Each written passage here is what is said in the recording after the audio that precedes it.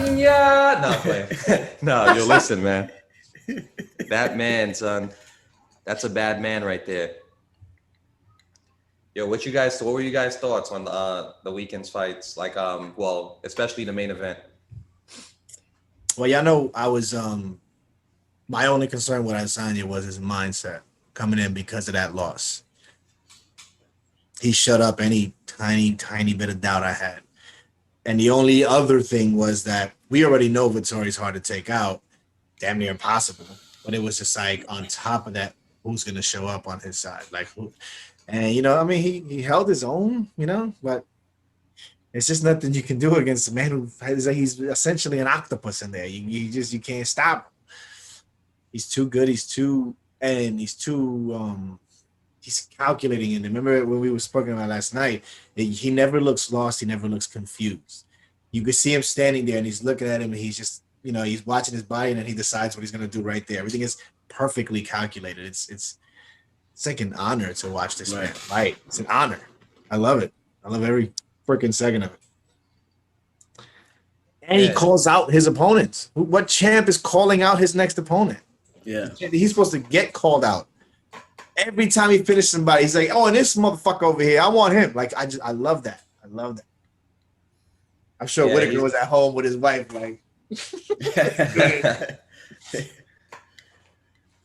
Man, that fight had everything, man. It was entertaining. It had like really good like showmanship. It had great technique.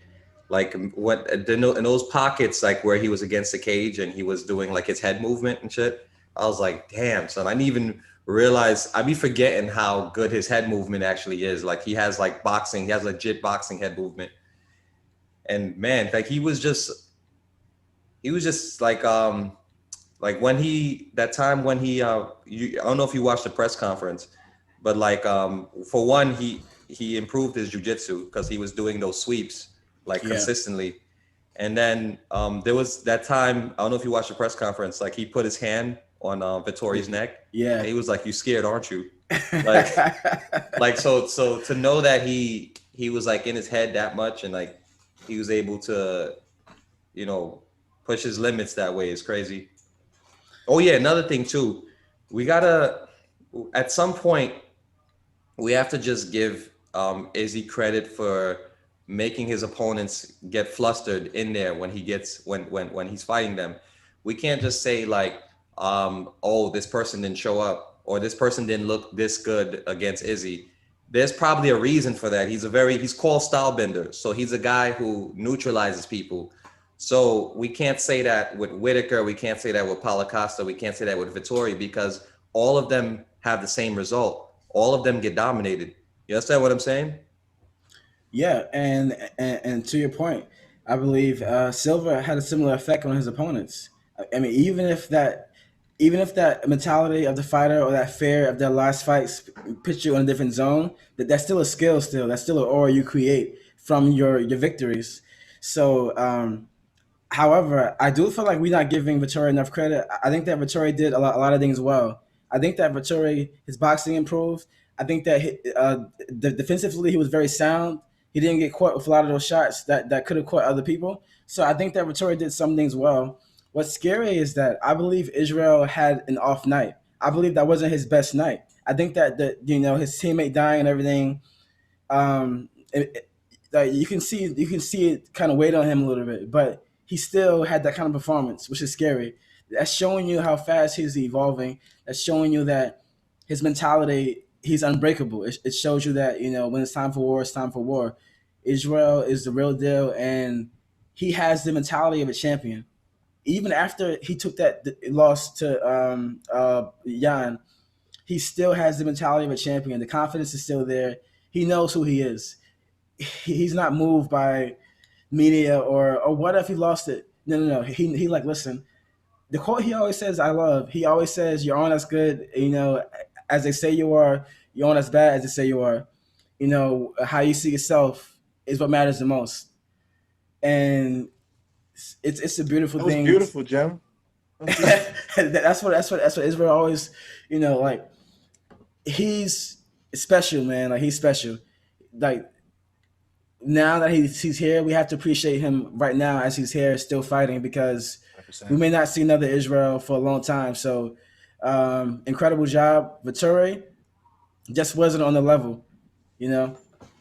I wanna bank on that a little bit because I don't think it was so much the death of his teammate RIP Fire that sucks, but I think it was more the loss. I think it was just he never lost in MMA, and I think it was more him. I don't think he was throwing that like shooting that last bullet that probably could finish Vittori, but also put him in danger.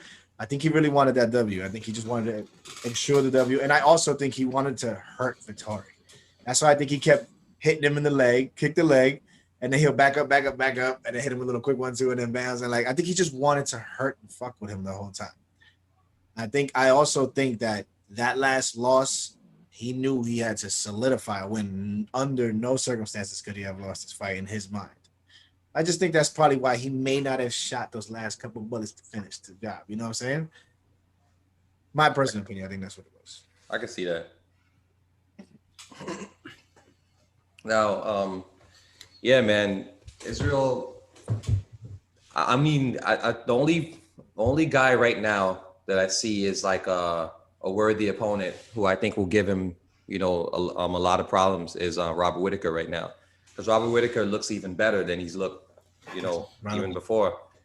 But that being said, I feel like Robert Whitaker's chin's been tested way more. You know what I'm saying? So, like with the kind of precision that Izzy has, he still only needs to catch Robert Whitaker a couple of times in that jaw. You know what I'm saying? So I still favor Israel in that rematch. Yeah, yeah. Look, Whitaker has improved a great deal, so it's going to be a different fight second time around. But I feel like Israel is going to evolve to that level to where it's going to seem like Whitaker didn't improve as much. you know, like however, I also feel like Jack Hermanson is a tricky matchup. Oh, okay, yeah. Jack Command. I was You saying that know, last night too. like as far as on the ground, I feel like Israel hasn't seen that kind of jiu-jitsu and groundwork yet. I'm sure he's improving, but Hermanson's level is something that you just don't see all the time in training. You get what I'm saying? But either way, I still favor. Right at the moment, I still favor Izzy over everyone. To be honest. I'm gonna disagree with you on the Hermanson thing. I think Izzy dismantles him before he can even think about getting into his jiu-jitsu. That's my personal opinion. I think you're right in saying Robert Whitaker. I think Robert Whitaker is the only person with the mind to beat Israel because you're not gonna beat Israel with your body. Which he's too fucking skilled. It's just he's too good at what he does. You have to because to bank off what you said, Rose. With did someone show up or did this person shut them down? Like that's always like a whole thing there, and it's like shutting them down even prior to the fight. Sometimes a person doesn't show up because the mental warfare from before the fight already fucked them up. Yeah. They were already too scared to be themselves Yeah. because for whatever reason. And Izzy's fantastic at that. He's one of the best at that. So that's another thing that plays into it. Um, yeah, if Whitaker comes and gets dominated again, the only person that needs to be spoken about is the GOAT, John Jones. No one, no one else is going to even come close. I think we're gonna. This Yeah. is going to be an insane reign of just highlight reels. He's going to have to switch weight classes again because he's going to be in a fucking GSP kind of mode where there's going to be nobody to fight, and he's going to get bored. Literally, he's going to get bored. Isn't it crazy like the massive difference of the guys that John Jones is in between? Like talks are Yeah. in Yeah. between Yeah. like Yeah. like Yeah. Israel and Ngannou. That's But like it's because of who he is. huh? It's because of who he is. He is the GOAT. Love him or hate him. Nah, he's a goat. Current active GOAT, we all agree is Kamaru Usman. Right. 100%. Mhm. But once he gets back into the frame, and imagine he beats Ngannou. Are So you gonna still deny it, Rose? no. So he's the goat, right? So now, who do you think he has a better chance of beating, Ngannou or Israel? Um, Ngannou. Oh, you feel like he has a better chance of beating Ngannou? I just think because I didn't think you were gonna say that, but go ahead. As Huh? far as tools, he just has so many tools in his arsenal. Where Ngannou really just has one. That I look at John Jones and Ngannou kind of like a Fury Wilder. Not to disrespect Very Ngannou interesting. in any way, but it's just Ngannou. Obviously, we all know can put you to sleep literally in a half a second. He also evolves though. He But go ahead. evolves. He evolves, but this is John Jones. That's like saying Whitaker definitely evolved, but he's going against Izzy. It's the Right. same concept, like this. You're talking about like the most expensive, amazing hammer in Home Depot and the entire fucking tool set. Like it's I don't know. Again, Ngannou's huge. He's massive. He's strong. He's powerful.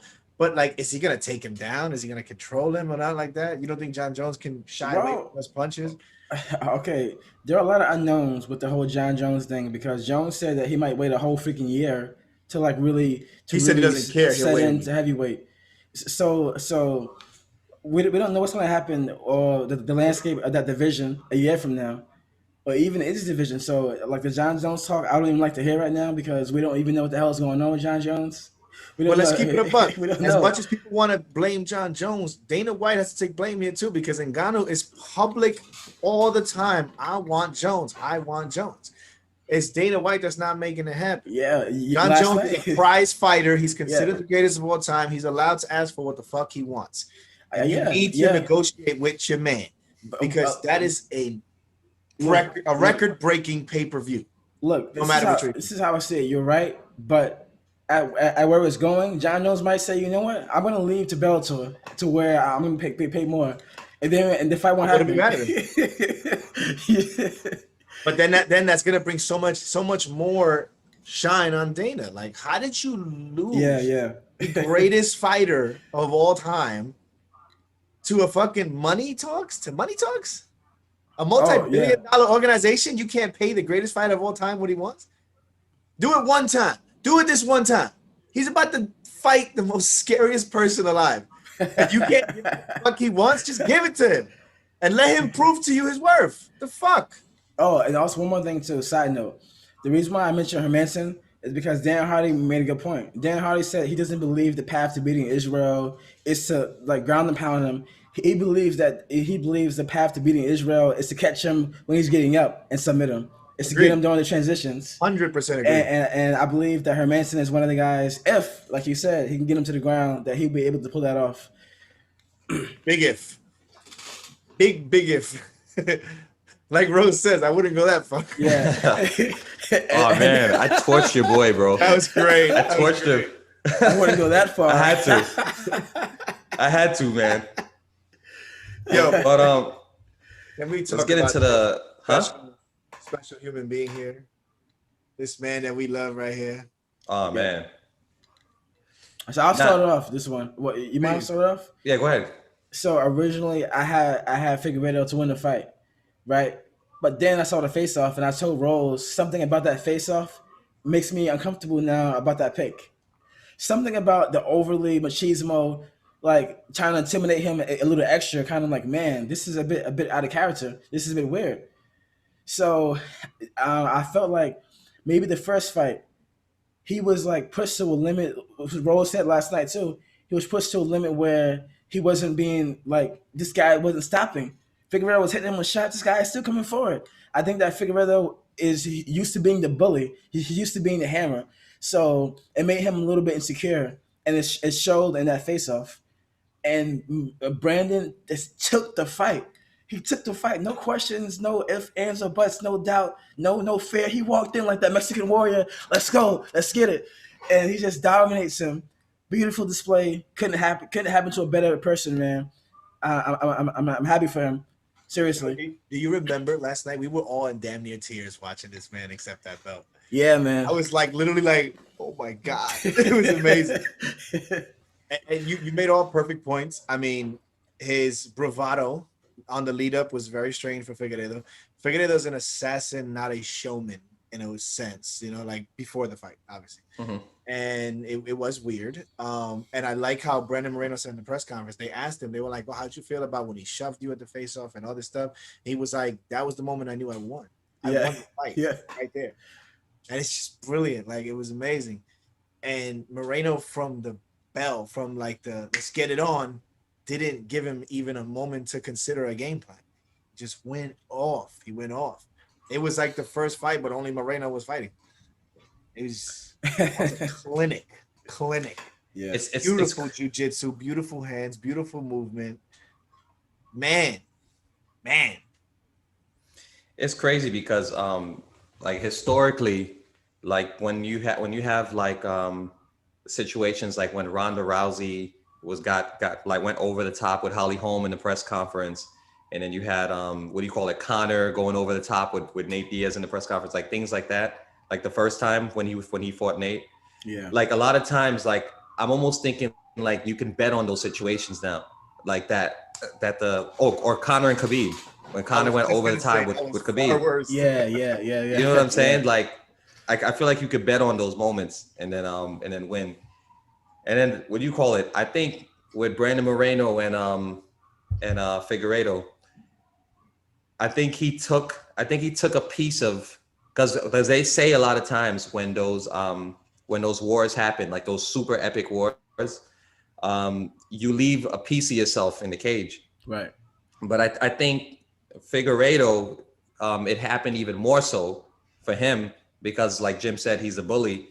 But I think Moreno somehow that gave him confidence, like that got him over, the hill, over the mountain or whatever, you know. And then and that's why he was able to like just come in there with supreme confidence. Like that gave him that put a battery in his back. Figueiredo, um,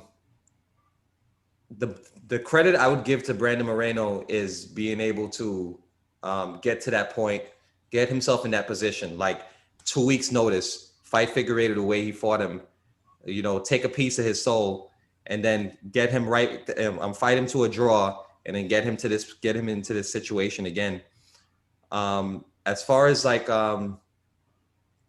the fight itself, I feel like there was something missing with Figueiredo. Like I don't know if you guys agree, but I feel like Figueiredo wasn't the god of war. Do You you understand what I'm believe? saying? Okay. Do you believe the weight cut plays a role in that? Because that takes a toll, and he's a big guy. He cuts down. Seconds left. Yeah. Yeah. So do you believe maybe that takes a toll on him now? Because maybe he needs to go up maybe and fight a bantamweight. But the Yeah. thing is, we used to say that about Jose Aldo, and he fights at a lower weight now. Yeah, but as far as who knows if Figueroa has the right nutritionist, who knows what's going on with that? You know. It's almost like when you got a nigga like Brandon Moreno stand in front of you, knowing the type of fight you had with him before, and then he comes out as sharp as he was. You could almost say to yourself, "Damn, another night, and we're gonna have another one of these." Like you know what I'm saying? Like this Mexican guy is not going anywhere. You know what I mean? So I think that was just one of those situations where he was just like, "Yo, fuck it, I ain't the god of war tonight." Give him a hug, and after that, You know what I like about Moreno as a champion is there's no aura of invincibility like with an Izzy or something like that. He's a fighter's fighter. Every time you go in there, you want to root for him. It's like because he's fighting for you, and that's what I love about it. He's a movie. He's a whole fucking Rocky movie. I love this guy. I love everything about him. I hope his reign is long. I hope he gets the fame he deserves. Never changes. He's so much fun to watch because he's not invincible. And probably anybody who's gonna come across his path next can possibly beat him. Yeah, it's all about like it's a heart. He's a heart champion, and I love that. I love it. Now he has some. I agree. He got some savages ahead of him. Like okay, so I could see a couple of fights like being tough for him. Like so, in a rematch with Royval, I could see that being a tough one. I could see him even Alex Perez. I could see Alex Perez giving him some work. You know what I mean? Like with those leg kicks. Who else is in that division right now? There's another like Henry savage. Cejudo was in the crowd. Henry Cejudo was in the crowd. Get it twisted, Papa. Henry Cejudo. Mexican. Two Mexican. Heritage. Yes, sir. That would be epic. Yeah. Damn, that would be epic right there. Henry Cejudo versus Moreno. But Cejudo, like, what the hell is Cejudo doing, man? He's married now. He's happy. That's what he's doing. having a kid. I believe he's married to a model now, something like that, right? Some Huh? model. He's married to a model. Some model he's married to, and he's having a child soon. I believe so. So okay, props to him. I don't know if he comes back. It would be nice. It will My make it interesting again. But my yeah, thought process was that he just made a lot of smart financial moves that were like fun financial moves, not like I have to work hard at keeping it. I think he just made a lot of smart, easy financial moves decisions. Yeah, outside that he's just living his life right now. He's like, fuck it, I don't have to do this no more. yeah. I respect that. I respect that 100%. But yet he's at every fucking fight with that same fucking cringe face. He's a fan Yeah, at heart, baby. There's nothing you can do yeah, about that. yeah. You And saw that, right? He's like, yeah. and Sean O'Malley's behind him, like, I Yeah, don't know what yeah. this guy's doing, but Yeah, I saw that. All Man, right, all those right. are like the only two that I see giving Henry Cejudo the most issues. Like those two long dudes, Sean Yeah, O'Malley and Corey Sandhagen. Like just because of that range is gonna be a motherfucker for especially against like a Sandhagen. Because Sandhagen's even I don't know how good Sean O'Malley's jujitsu is yet. I'm sure he's pretty good, but I don't know if he's as good as what's his name? Sandhagen. Sandhagen's a black belt. yeah. yeah, I'm looking at the roster right now. It's like that Askarov, Oh, he's undefeated good guy, too. Very, very tough fight. But I think Henry ranked Cejudo number could. 2. I Askarov? think to your point last night, now that I'm looking at this, that'll make perfect sense. Askarov versus Moreno next, and Figueiredo versus Royval for a number 1 contender fight. Like you said last night, that'll be I would love to see that. Yeah, Figueiredo versus Royval. excellent. Excellent. yeah. Oh my I agree. God. You got Alex Perez, you got Kai Kara France, Pantoja. All right, so Kai France, he's a very sneaky one too to look out for 100%. because he might be a sleeper because sometimes he doesn't always show up, but when he shows up, he shows up. So he's one to look out for as well. And he's tiny. Like Yeah, he's like one of the smallest dudes in that division. And yeah, but he has crazy power though. yeah. All Agreed. right, next fight: Leon Edwards versus Nick Diaz. Brought out the government. Jeff got some shit to talk right now. He brought out So first of all, I told everybody that Leon's gonna have a dominant performance. Um, Last night y'all was saying Jorge did a better job. Listen, no offense to Jorge, but his record is not nearly as good as Leon's record. That Leon, got nothing to do with the no, question. no. Hold on. Leon may not be as exciting. Leon may not be as entertaining, but he is a technical machine. 100%. This guy, he's very well rounded. He barely has any weak spots. Rarely has any weak spots. I believe he gives anyone a problem. Now, however, great performance. Props to freaking Nick Diaz. That last round. If only he didn't point to him, I think he could have finished the fight. If he would have just followed through with some more shots instead of pointing and giving that delay to where Leon could to grab him. Bad move, but either way, somehow Nate manages to bring his stock up after a loss again. Somehow he keeps managing to keep his stock going up even if he loses. I think that because of that, Dana White, well, Colby Covington is next for the title shot. I think um, Leon didn't get the fans exactly the way he wanted because he didn't finish Nate, and because of that last round, I think Leon should fight Jorge next and put a stamp on it. Like, okay, Leon's next for sure. I feel like with Nate Diaz, one of his biggest issues was he would catch him, he would catch Leon Edwards, he would unload a couple of times, and then he would engage in the clinch, which I thought was like super weird. Like, because what he did in the last round, in the last minute, he could have done that a lot earlier, to me, in my opinion. Like, and it makes me think now, like, fuck, like Nate Diaz could have probably won that fight. Like, you can't look at that last minute and not think that, and not think that, what do you call it? He could have caught him early. Like, he could have just followed up more, like in the earlier rounds after he would catch him and possibly win. I don't know what you guys' thoughts are on that. I all right. Nate Diaz looked like somebody's grandpa out there last night. I'm gonna keep it a buck. I'm gonna say it straight up. I think It's harsh. he looked horrible, in my opinion. That's harsh, man.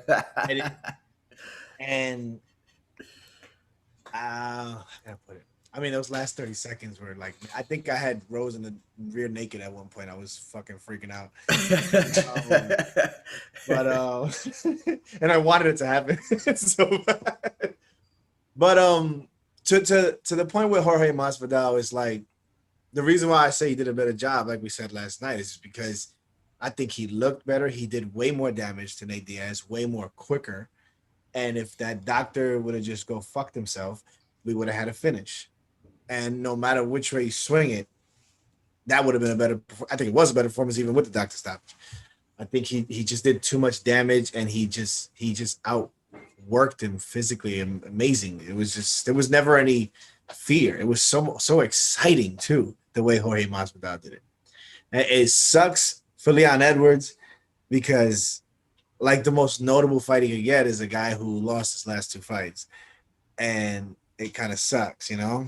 Granted, beating a name like Masvidal, no matter how many losses he got, Masvidal's kind of like a Nate Diaz. He's never gonna lose his stock. Like we love the best and so much, so it's like I don't know. I'm No, but what do you think about my question though? Like, how do you think like Nate Diaz, if you would have followed up a couple of more times when he had? I was with you. When you said Okay. it last night, I was with you 100%. But again, we don't know what's going through their head, you know. I mean, he's looking out the side of his fucking head. You don't know what's going through his shit. I mean, Well, right. So that's the thing. Like, I don't think that I don't feel like Nick could have finished it earlier. I feel like the opportunity opened up more so when Leon was maybe a little more tired and a little more lax with his defense. I feel like Leon was he was ready for that. He was fresher. So maybe it wouldn't have stung at him just in the same way in the early rounds that it did in that round. You get I what I'm felt like saying? I mean, I feel like a couple of times, and I'm talking about the last two, the championship rounds. Okay. Like I'm talking like the couple of times in the 4th round and the 5th round, he would catch Leon Edwards with a nice 1-2, and then he would engage in and the then clinch grab him, yeah. and grab him. I'd be Yeah. like, yo, what are you doing, bro? Like I don't know. you have a Yeah. legit opportunity right now. Yeah, that was weird.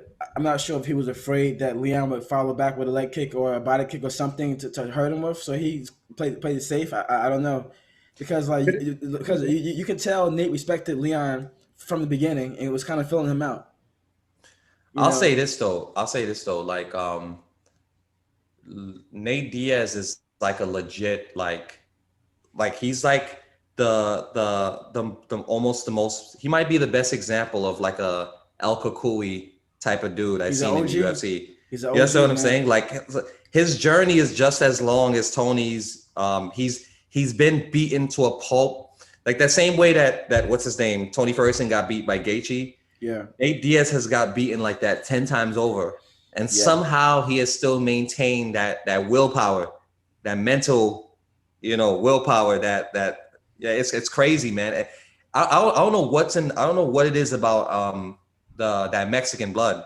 Like Nate Diaz, fucking Brandon Moreno, El Cucuy, Henry Yeah. Cejudo. Like these niggas Yeah. are insane.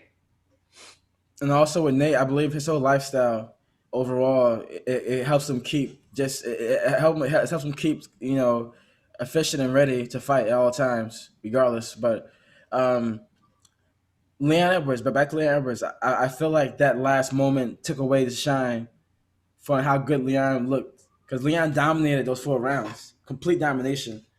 and he landed some hard shots but Nick is a strong shit anyway. I'm gonna say this now.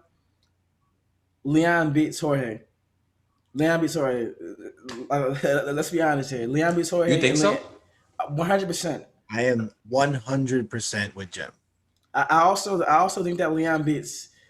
This might sound crazy to y'all. I think Leon Don't beats. do No, it.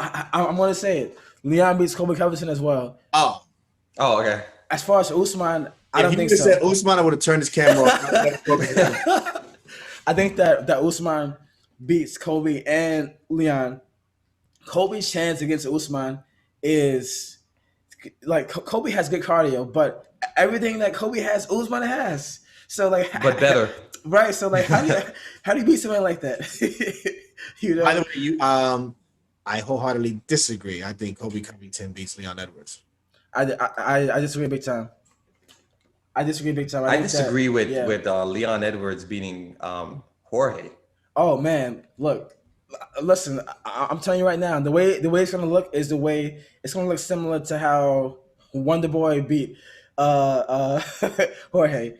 Not the movement, but the way that it looked. Meaning Wonder Boy kept him frustrated on the outside. Jorge couldn't really get off his offense properly. I feel like we're gonna see a similar situation with Leon. Leon's gonna be so sharp. Now I'm not saying it's gonna be exciting. I feel like Leon's gonna be so technically sharp that Jorge is not gonna be able to really land in the way he usually would. I'm 100 Wait, with you don't think Jorge is a better striker than Leon Edwards? No, Technically, no. maybe boxer, maybe his He's a better hands. boxer. Yeah, I think he's a better overall. Like I feel like he's a better he's more deceptive. He has more like tricks. Like with his he has more. I think he's a better overall striker than Leon Edwards. I I think he's faster. I don't know, man. He's faster than what's his name? Than Leon Edwards. I think he More- has he's better more counters. Explosive. Faster is a strong word. I would say Jorge is more explosive. He can shell out a combo faster than most people. Yeah, Like he'll pop, before you even fucking know it. That's true. He's explosive. But faster. That 3-piece in a soda. look, if Leon faces Jorge, I am putting the house on Leon Edwards. The house. I on record, you hear today. If Leon fights Jorge, I am going for Leon Edwards. And So I'm you going- say so you some money to put for me too. so you think Jorge is way better than you think Leon Edwards is way better than Jorge? No, not that. not at all, not at all. I think that stylistically, it's a bad matchup for Jorge. I feel like Leon wins in probably a boring, a decent decision. Exactly You know? exactly what you literally said. Exactly what I would have said. I think is that it's gonna be a boring fucking fight. Well, Leon is gonna find a way to just make Jorge disengage, whether it's on the ground, whether it's on the feet. It doesn't matter. He's gonna find a way to just technically be in and out and not get hit and all this stuff. Like he's just gonna find a way. Yeah, Leon is that good. But when does Jorge win or lose ever have a boring fight? Well, Jorge is that dude that's trying to kill you the whole time. now he is. Now He's he literally is, but- that's what I'm saying. He's Yeah. trying to kill you like the whole time. You know Yeah, what I'm but saying? he's also Like rich now. He's got that Conor McGregor. and he's still trying to kill you. And he's still trying to kill you. He didn't try to kill Usman last time. It was kind of like You gotta watch that fight. You gotta watch that fight again. Like he was fucking Usman's leg up, and Usman like got him, like jumped in and got him with that shot. But that fight, the longer that fight would have went, the more it would have been like kind of a toss up. Well, In my opinion. Okay, so with Jorge, the way I see it is, if Jorge doesn't get Leon out in the first round, I'm going Leon for sure. Like Jorge, man, Jorge's interesting because sometimes he sometimes he does overextend sometimes, and once again he has some problems versus people who are very technical as well in the past. and good at wrestling. And good at wrestling. He's had issues in the past with people like that. Even before he went on that vacation and found himself, he lost some split decisions to like guys who are pretty technically sound. You know, so I feel like Leon is going to be prepared for Jorge. To be honest, like I feel like there's nothing that Jorge is going to show him that he's not prepared for. I disagree with you kind of though on the whole length of it. I think I don't. Jorge doesn't slow down ever. No, not at all. Now, I don't think he won't get pressured by the fight or nothing. He won't feel that. I think me and you are in agreement where Leon is just the technicalities of him are going to dismantle him in a sense. He's going to break him down. But make no mistake, 5th round, Jorge is a scary person. Oh yeah, for sure. I think the 5th round, Leon is going to take him down and lay on his ass and God life, in my opinion. But I'm not saying that Jorge can't beat Leon. Of course, it's MMA. Yeah. I just feel like when you look at Leon's record, we don't give him enough credit because a lot of those fights weren't exciting, but they were still dominant against great dudes. So there's some credit for that too. There's some credit that that Usman is the only guy he lost to. We have to keep that in mind. We have to keep that in mind. Usman is the only guy to beat him, and he couldn't even finish him. So there's a lot to be said for that, you know. But a lot of times we don't see that because these fights can be so boring. Yep. You know, But you know. the same thing, lest we forget it, back in GSP's reign, the same thing was said about him. He was such a boring fighter. You knew exactly what you were gonna get. They were gonna come, he was gonna feel him out. The minute he realized he ain't fucking with him on the hands, takes him down, and he basically just wrestles him the rest of the fight. So it was kind of like hit or miss with GSP on his come up. And then he got on Usman's step. Usman is like almost like exactly GSP, bro. It's crazy. It's crazy. Yeah. But he added KOs to his Yes. The Yes. difference between him and GSP is as Usman's career goes on, he like adds like new like shiny tools, like he adds knockouts and just The he difference he just gets better. You know he what I mean? has the Black Panther fruit. That's the difference. Damn strong. The Black Panther. Check his fruit. blood. USADA. There's something in his blood. All right. Next fight, Jamal almost goes Sweet Dreams Hill versus Oh, man. Craig.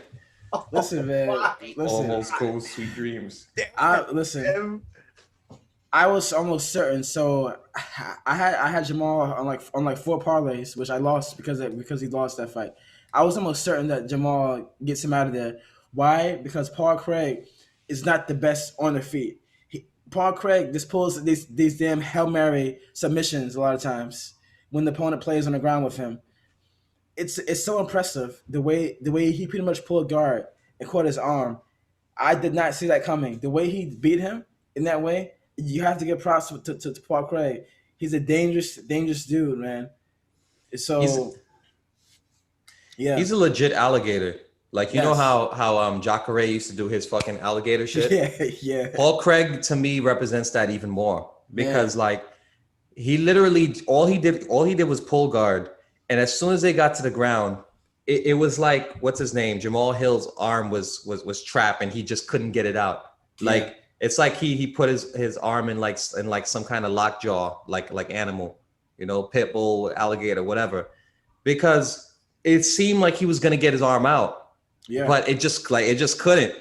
So how dangerous does someone have to be to get in a high level UFC fight and just pull guard against guys who are practicing for this shit like every day? yeah, yeah, That's what I'm saying. Like, because you yeah, can't just, especially these days, you can't be really one dimensional like that and get away with it. yeah. But Paul Craig, you know, he did it and he's been doing it. And A lot. he's a veteran too. So for him to be a veteran and for that to still be working for him now against these new killers, man, credit to him.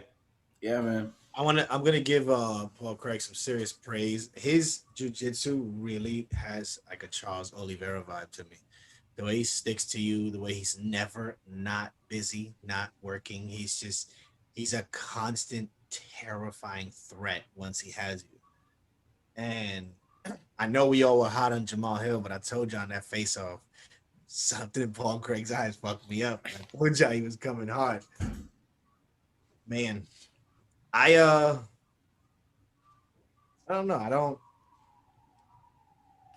this man could get to the top. I think he could. If he sticks to his bread and butter and realizes his jujitsu is probably superior to most guys in the light heavyweight division, this guy can make it to the top if he wanted to. Yeah, yeah, it's possible because sometimes his striking gets in the way of that, and he ends up getting hurt badly. Yeah. But then he ends up pulling a submission. So going into the fight, I knew his only chance of victory was a submission. But I was hoping that Jamal Hill wouldn't engage in that. But you can't really discredit him because the way he caught his arm, it wasn't like Jamal Hill was being too reckless. Like no one really saw that coming. Really, He just like no pulled one really guard. expect that. He just pulled guard. So And he worked his way to it. Like he he didn't pulled start guard. there. He's slimy, man. It's crazy. So his ground game, his jiu-jitsu is probably the best in that division, from what I can see. However, okay, who's the champion? Who's the champion now in the division? Yeah. Young champion. Yeah, you know what? He has a chance. If he can keep it on the ground, he has a chance. Because Against a lot of these guys. striker killers, a lot of Yeah, exactly. So in that division, he does have a chance to break the top five at least them. because of his ground game. And I think he's on like a 3-fight winning streak now or something like that. 5 maybe, I don't know, but credits to him. Jamal Hill is still a prospect. I'm glad his arm was okay. Yeah, Um, yeah, it I was. still believe that Jamal Hill is going to be championship material. When he fixes those, when he gets, improves on that. So yeah, I think because I he should really look into the history of UFC and fighters that switch up their style, and it's not always, most of the time, not really successful. Because like I think about like Frank Mir on his come up. Frank Mir was breaking everybody's limbs on his come up. Got the chip, whatever the case may be, and then he loses to Brock, and then for some reason thinks he needs to put on 70 pounds of muscle and start boxing, and he just became shit after that. Like you were this most one of the most feared heavyweights because of your jujitsu. Not right. many heavyweights have jujitsu like that, and I don't want this guy to go down the. I think he needs to stick to his bread and butter. And as long as he does that, he can make it to the top. You can evolve, you can, but your evolution should be more about setting up what you're great at. As a fighter, I think you should always be aiming to set up your greatness. You become a complete fighter throughout the years, yes, but whatever you're great at, you need to focus on that.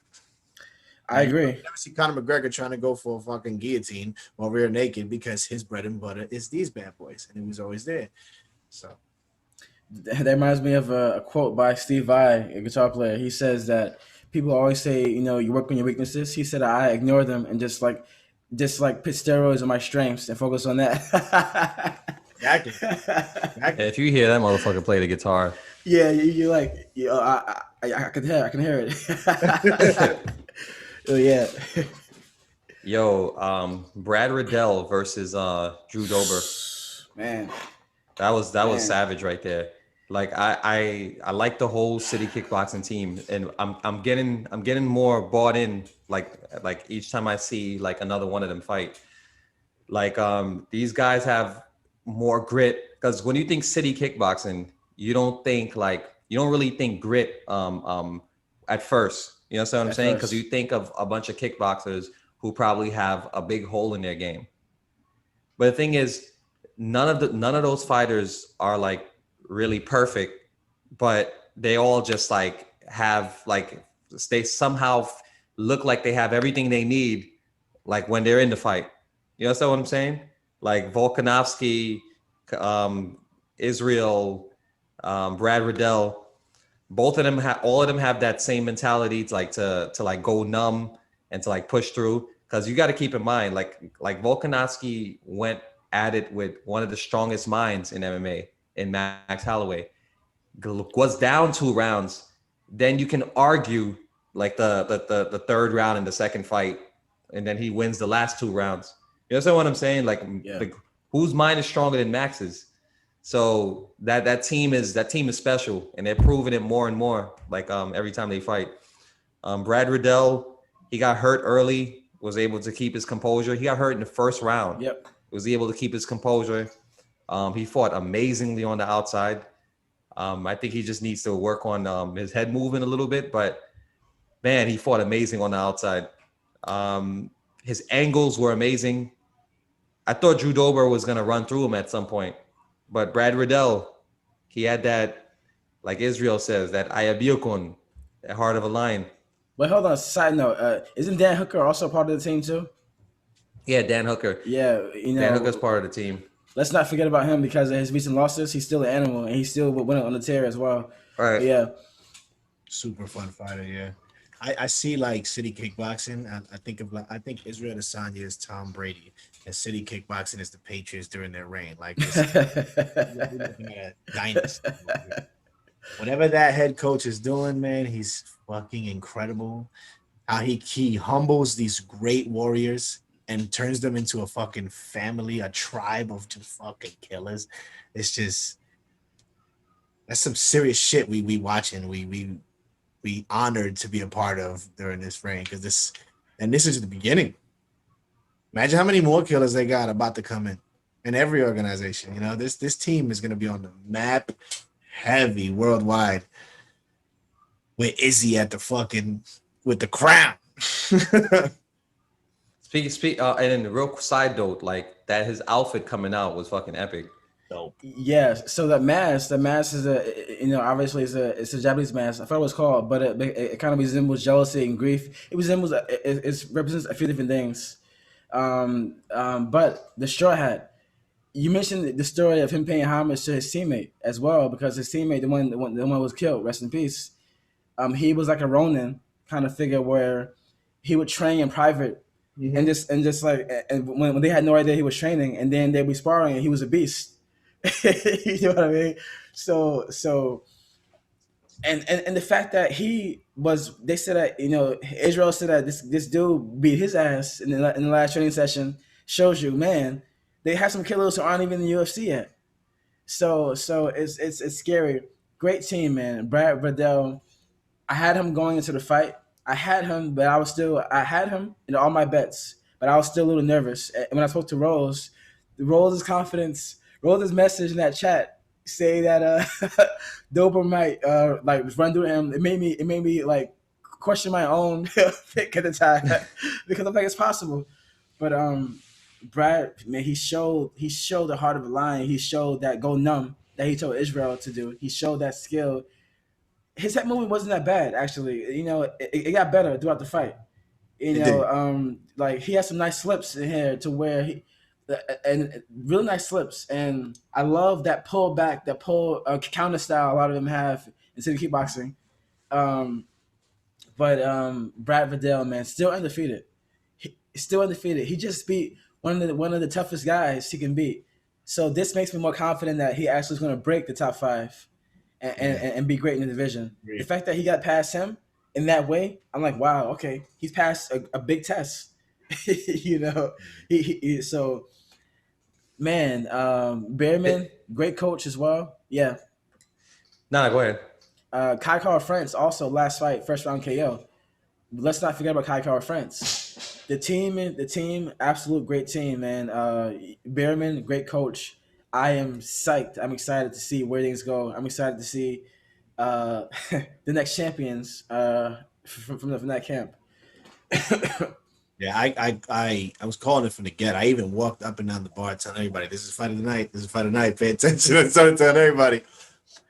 I thought it was gonna be. You can't blame me for thinking it was gonna be Moreno and Figueiredo. Yeah. No, Like of course not. Who could? I just really believe that Figueiredo Moreno was going to be a finish. I had that in my no matter. I didn't know who it was going to be. Obviously, I Yeah. wanted but Riddell is exactly what we're praising about City Kickboxing, because he got hurt in the beginning of that fight, man. He got hurt. He was not moving his head. He was pissing me the fuck off. And then like it was like Jim said, it was like he was training during the fight and got better and better and better. And it was hard and grit. I mean, there was not really much to say about it. He decided to be the better fighter that night. He got hurt and said, "Fuck that." And he said, he just decided. And Drew Dober was not ready for that.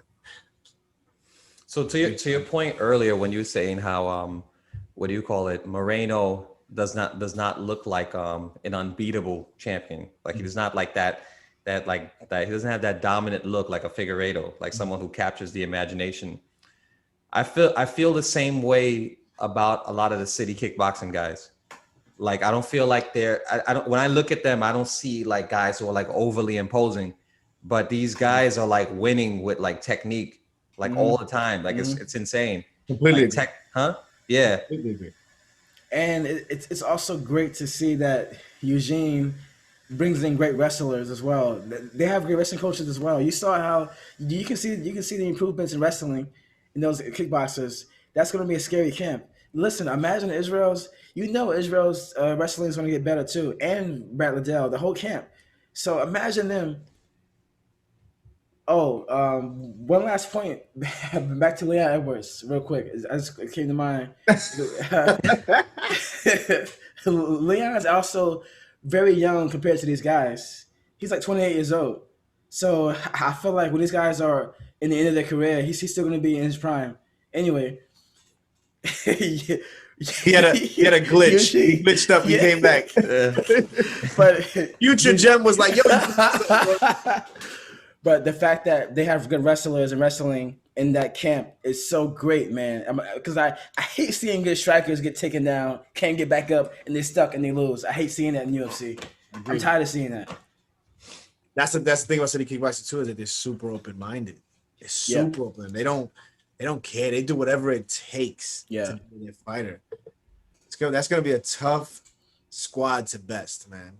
And then just from what you were playing off what I said, this is why we love them, is that they're not invincible creatures. They're fighters. You get like Cinderella Man vibes with these guys. It's like that's us in there. They're fighting for us type shit. I love it. What a time to be a fan of UFC. What a freaking time. What a time. That's a fact. Terrence McKenzie makes his debut. Jesus. Short notice debut versus Matt, the steamroller for Farola, and executes him with a 1-2. Executes the guy with a 1-2. Let's talk about that. It's very rare that the celebration causes more damage than the actual fight. It's very rare. Honestly, there's not much to break down about that fight because it was like about 5 seconds long. Like, I don't know how long that fight was. But man, that was impressive. Like, it's crazy. Like when the fight started, Jim was telling me about. They were talking about him in the weigh-in show or something, saying how explosive he is, how nice he is. So I'm like, okay, I'm about to see something good, and I didn't expect it to be that good. Like the fight starts, he goes in 1-2, knocks the guy down, and mind you, Jim's coming in right as this fight is starting. Jim's coming into the bar, like right as the fight is starting. And all I see this guy not get knocked down, and I just hear Jim say, "Yes." And I'm like, oh shit. Yes. And that was the fight. I told John, I told John like earlier in the week in the chat, this dude could murk for Matt. So like keep an eye on him. This is 4 first round knockouts in a row, right? Yep, 4. And 2 of them were under a minute. They were like 12 seconds. 3 of them now. Yeah, you do them now, yeah. And the 4th one was just over a minute. Yeah. Crazy. I gotta watch his highlights now. So you describe him as like a smaller, like Kevin Holland, but more explosive. More explosive for sure. Like he's watching his other fights, but he evolved. I don't know what happened, but there was a point when he was just kind of average, and you can see he had the potential, but he wasn't like showing up. I don't know what happened, but he just evolved and just started murking dudes. Like I don't know what happened, man. He just something clicked in his head. He started murking guys and showing his off his shoot potential. And also too, crazy life story. He has a crazy story. He died twice to come back to life. Yeah. This video of him being tased by the police when he was in like some shrooms or something. Yeah. Like he has a crazy story, man. Apparently sliced his neck open. That's what. Crazy story. Crazy. That's crazy. It, in terms of his skill set, like, does he have like jujitsu and wrestling too? He kind of does. He has. It's decent. It's decent. But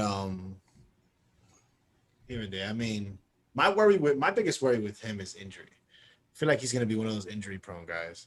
I hope not. Hope not. I'm not wishing that on him. This is my concern with. That's why, like you saying, those antics after the fights need to stop. They need to stop.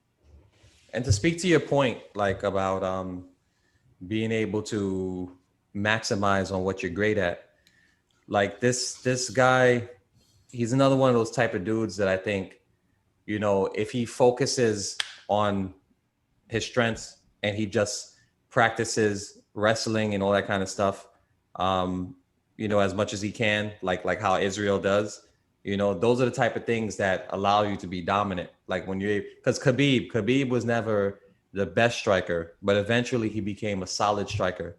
You know what I'm saying? So Israel at some point, I think, will be a solid wrestler or a solid, jiu-jitsu guy, so. It's a good point. Agreed. Because when you focus on your strengths, doesn't mean that it doesn't mean that you're neglecting your weaknesses. It just means that you're putting more time and emphasis on that. But naturally, you're gonna evolve all around. Naturally, it's kind of like a video game, an RPG game. When you level up your attack points or whatever, sometimes your defense points go up a little bit too, or your Hmm. magic points go up a little bit too. It's kind of like that.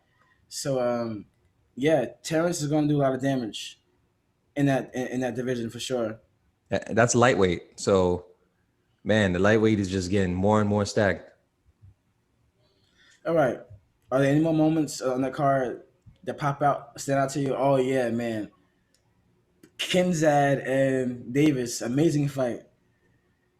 Amazing. Fight of the year. But yeah, man, those girls are going to definitely fight for the belt soon. Yeah, I don't doubt it. That was wrong, Jim. That was wrong. Yeah, man. I'll end this Oh, off with, I'll huh? also give a quick, just a notable nod to the big boys that brought the show, that opened up the show in the early periods.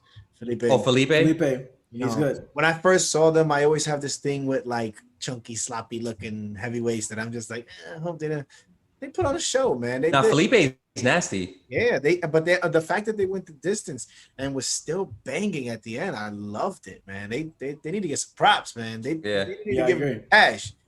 That was a good fight, man. They surprised the hell out of me.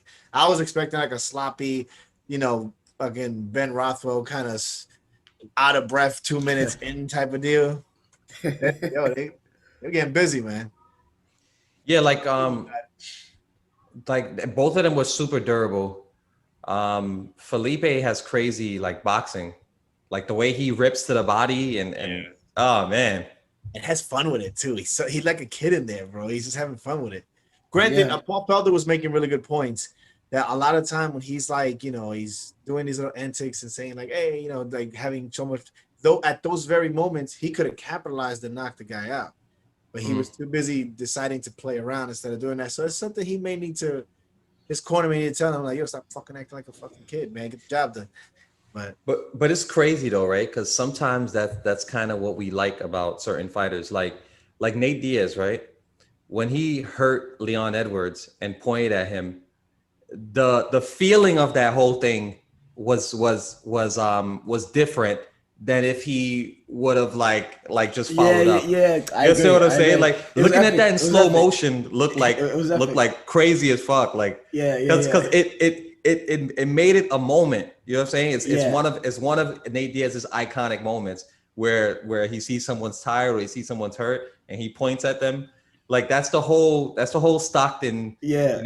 craziness. You know what I mean? Like and Anderson Silva too. Anderson Silva used to like, he used to put his chin, expose his chin, or he used to like call them over or whatever, like things like that. So sometimes that's kind of like what we like about the fighter. I feel like I don't feel like it's enough to completely throw the fighter off. I think that's like those are like small little moments. But remember that we love those moments when the fighter's winning and or dominating. Right. That's when we want to see it. If they're dominating and whatever, they're having some fun, cool. But like Felipe and Kale was a pretty close fight. Very There close. was really no kind of reason for it. Nate Diaz would get like lumped up and then turn around and like start doing this weird twerk shit. That was annoying. That was annoying. Yeah, it was very what are you doing? That doesn't make me say, yeah, Nate Diaz is so cool. Like, no, you look stupid, bro. Yeah. The pointing was funny here and there, but it's just like I'd only like to see guys do that when they're winning. Yeah, same There's, here. like, Same here. no bones about it. They just having fun, like Max Holloway, like we spoke about, talking to fucking Joe Rogan while like things like that. He's winning, he's dominating. Have fun. But if it's a close fight or you getting smacked around, you better get in there, bro. You better. There's a point when the round started and Leon went for a pound, and then Nate Diaz smacked his hands away, and Leon set the bird up to him.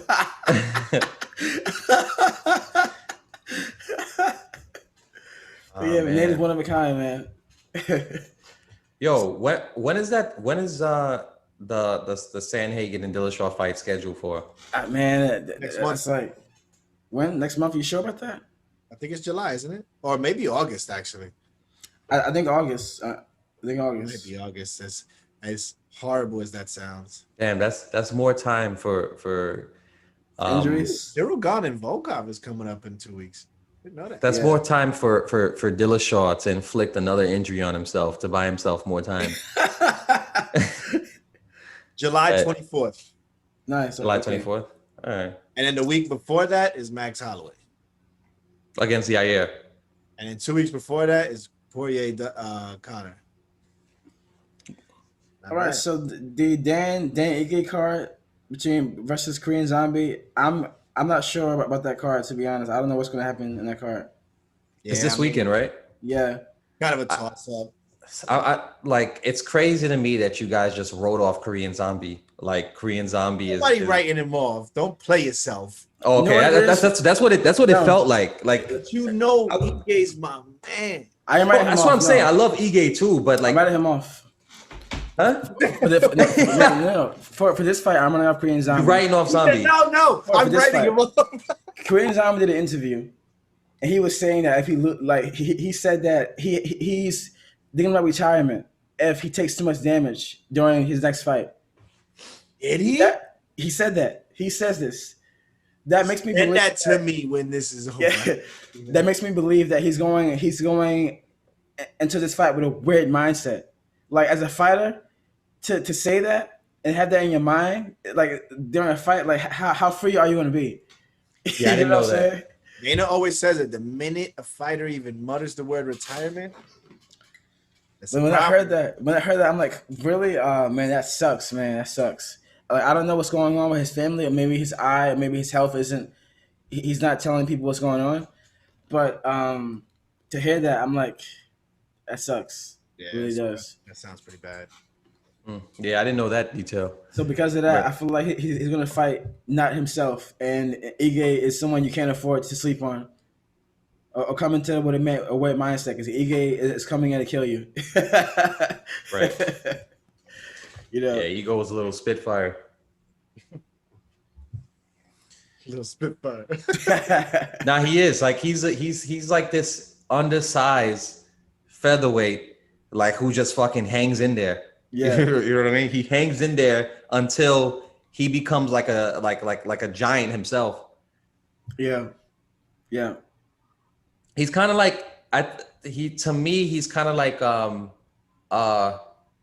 newer, better version of like a Frankie Edgar. Like, obviously there were different types of fighters. They were different styles of fighters, but I think both of them you could argue that they should have been in the bantamweight their whole career. Like, they're like way undersized compared to like all these other featherweights. Like, imagine Ige getting in there with Chikadze. Like, Chikadze's fucking huge.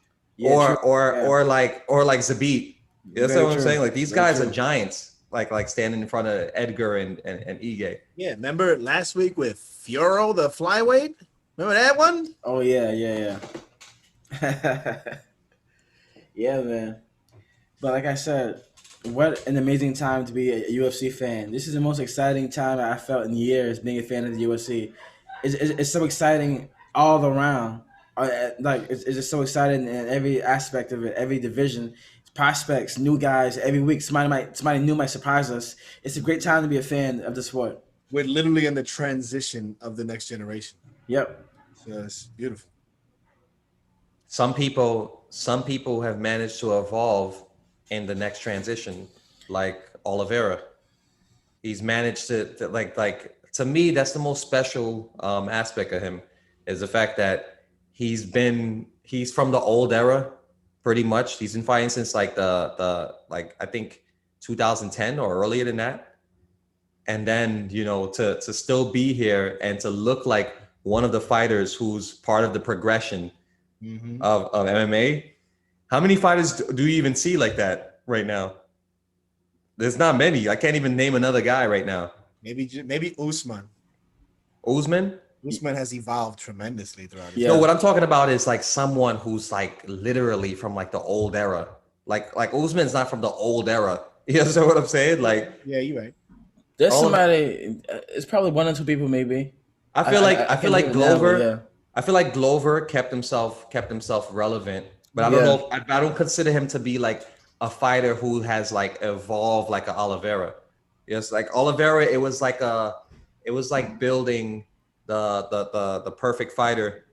It's like that whole time, the old era was like part of his building process, and then he has a finalized product like right now. I don't really see fighters like that these days. It's hard to Oh, see a yeah. fighter age like fine wine, and that's what Charles Oliveira's doing. Yep. Oh yeah, a point I want to make about that too, and this is a point generally towards the UFC and fighters. It's okay for fighters to be. It's okay for fighters to kind of suck or not reach their full potential early on. It's okay to not always be great in the beginning.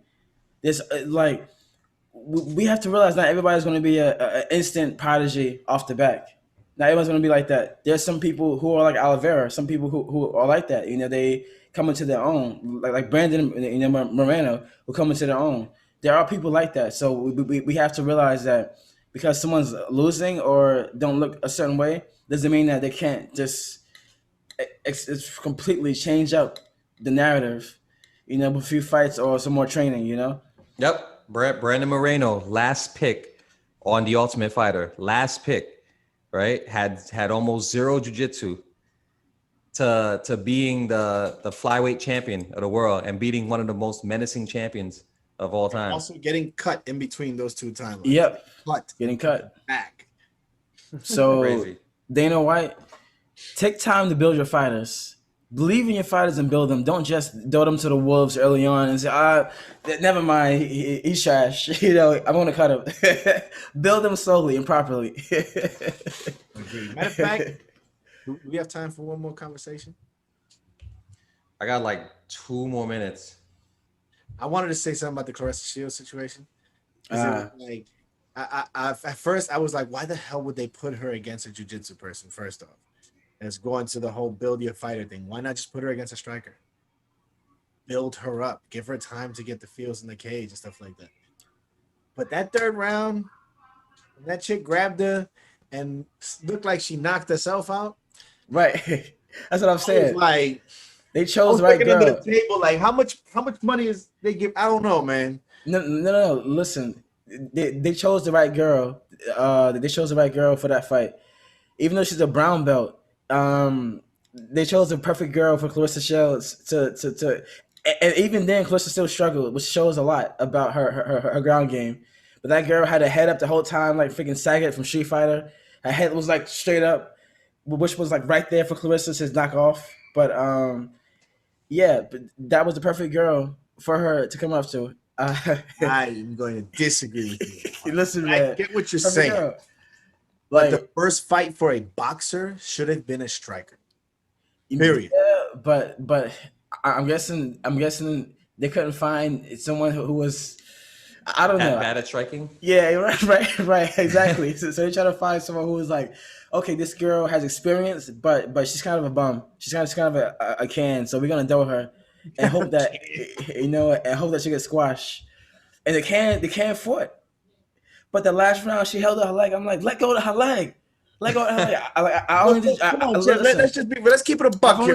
Listen, I've only done jiu-jitsu twice, and I knew let go of the leg. What are you doing? But Jeff, this is what I'm saying. We gotta keep it a buck. She went in there, she dived in, she grabbed her leg, and she literally didn't move. I think that's when the money hit the bank account. I don't know, bro. I was all in. I was like pissed that they gave her a jiu-jitsu person. I was pissed at those first 2 rounds. I was like, why the hell would you do this to a very famous boxer that's coming in? That's just the dumbest fuck. That's like giving Holly Holm a fucking jiu-jitsu person when she came to UFC. It don't make no fucking sense. Build your fighters, like you said. That's not how you build your fighter. Yeah, but unless you pay them a certain amount of money. I don't know. But on that note, though, props to her. Claressa Shields stayed patient. Yes. Hands super fast. I love her interview. Hands. I love her interview, bro. She's so cute. I love her. Yeah. So. Yeah, at least her mindset got tested early. At least we know she's not traumatized by being from the bottom, being on the bottom and getting ground and pounded.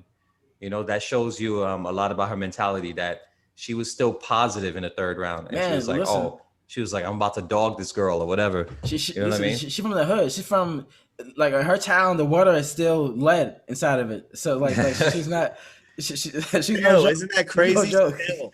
No, Still, but the thing is too, but one thing I've noticed though is that no matter where someone is from, there's always some kind of separation in mindsets. Like no matter where they're from, always. like Habib, we assume that everyone from Dagestan is has a crazy like iron will, like crazy iron mindset.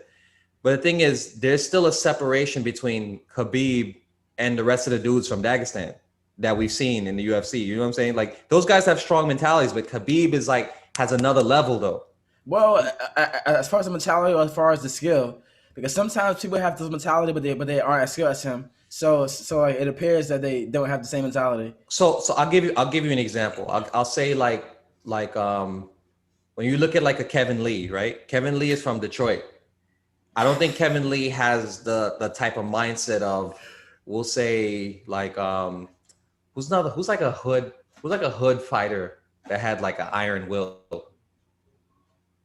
What do you mean, like a UFC hood fighter? Yeah. Like someone who's hood in the UFC, but they're a fucking dog. Like they're not gonna they're gonna show up. They're not Dan gonna Hardy. like, huh? Dan Hardy. Or Nate Diaz. Nate Diaz. It is. You understand what I'm saying? Like Nate Diaz. When I say hood, I'm talking about like you're rough around. You're like rough around the edges. There's nothing like really refined about you. You understand what I'm saying? Like you're just some street nigga that they just took off the streets. Both Like, Diaz brothers did that, exactly that. Yeah, that's you're what right. I'm saying. So the Diaz brothers have that iron will. They have that iron will. They have that crazy mindset. Jorge, exactly, Jorge. But Kevin Lee doesn't have that. You understand what I'm saying? So there's a difference between being from Detroit and being from Flint, Michigan. So what I was saying is sometimes the environment. Yeah, he's drinking water, nigga. sometimes there's levels to the environment to where you are in an environment where only strong survive, so you can't break. You know what I'm talking about? So maybe Kevin Lee was in an environment where you were allowed to break, even though it was street. He was still kind of protected in some ways, to where it wasn't like savagery, full savagery. You get what I'm saying? Krista Shells grew up in a crazy, from what I know, crazy upbringing, a lot worse than Kevin Lee. You know. But also had a chick fall asleep on her ankle too, so I don't know. Finished. I'm grateful. However, whatever means they made her win happen. I want to see her in there again. I want to see her against a striker, like a kickboxer, Muay Thai person, maybe. I want to see how she does. That'll be fun. All right. That being said, that wraps up this week's episode. Next week, who we got? Dan 50K Ige. Against my man Zombie. Man, this one's gonna be a tough one for me. You got Zombie? Nah. The quote I'm just changed? saying. Not after what Jeff said. I'm just saying, don't sleep on him. You know what I'm saying? Okay. But yeah, see you guys next week. All right. Peace out. Peace out.